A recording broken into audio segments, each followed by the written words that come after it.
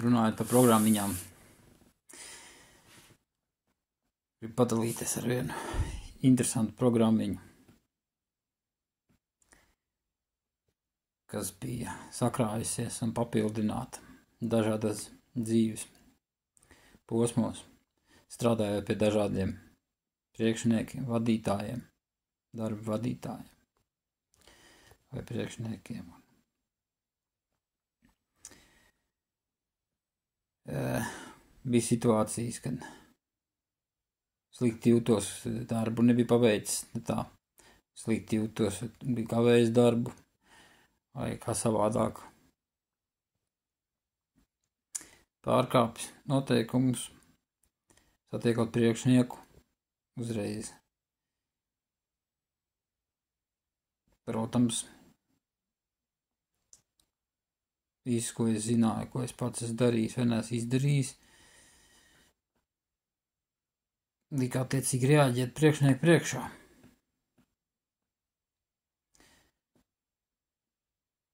Nākošā priekšnieku priekšā tāpat programma nāk līdzām. Atkal priekšnieks un visas programmiņas, kas iepriekš sakrātas, nāk līdzām. Neapzināti satiekot priekšnieku, nāk vecās programmas līdzām. Ar vecajām programmām, vai pareizāk sakot, caur vecajām programmām, runāja ar jaunu priekšnieku.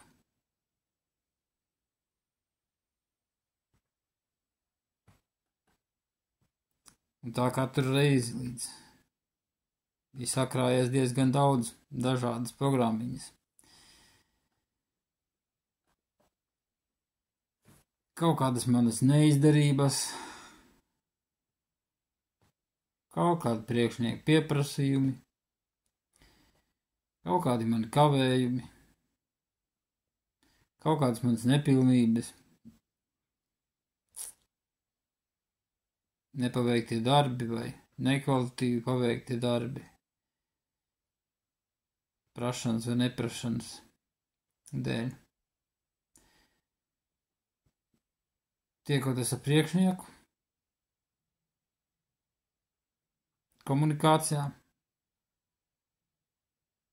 šīs programmiņas traucē komunicēt ar priekšnieku.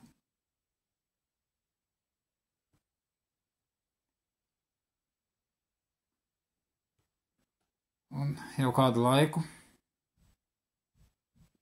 pamanīju, ka tās programmiņas liela daļa vēl joprojām nāk līdzām.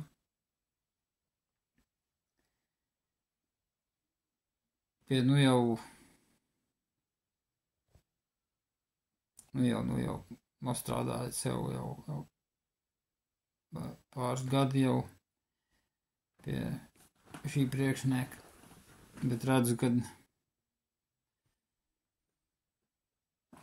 iepriekšējās programmas ir klāt. Es nevarēju saprast, kā tad man tā. Nav nekāda iemesla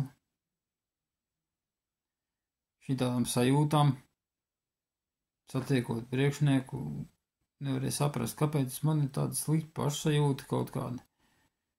Vispār pilnīgi bez iemesla. Slikta pašsajūta, diskomforts, zemes pašvērtējums komunikācijā, neērtums, kaut kāda vainas apziņa. Es nevarēju saprast, kāds iemesls. Nav iemesls vispār tam sajūtām.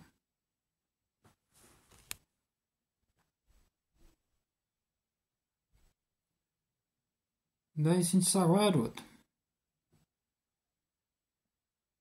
Bez aprakstīšanas.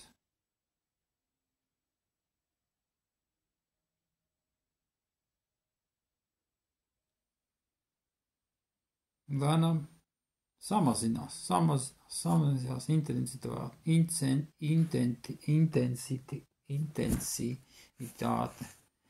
sajūtas intensitāte, samazinās spriegums, bet jā, tā mums tas programmiņas darbojās. Pamanīju, ka ne tikai tāds parādās tad zema pašnovērtējuma sajūta, kā es to tagad aprakstu, bet, viņi nezinu, kā aprakstīt. Viņi tādas niecības sajūta, tādas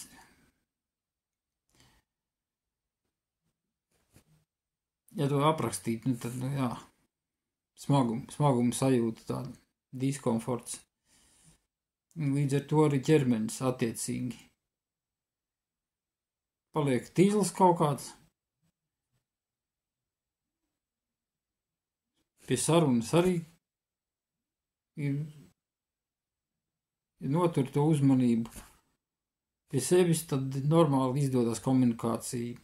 Ja paļaujies tam sajūtām un aizmirst par sevi, par to, kas patiesībā, ka es esmu arī bez tam sajūtām, tad komunikācija sanāk tāda tīri nepatīkama un rezultāts nekāds. Bet, katru reizi noturot uzmanību uz to sajūtu, krietni mazinājies, var teikt, ka palicis tikpat kā uz nulles, tagad satiekot priekšnieku vai ieraugot viņu, piebraucot pie objekta, ir iekšējais miers. Bet, tas parāda, kā mūsu vada, mūsu programmas, kas ir sakrātas pa visu dzīvi.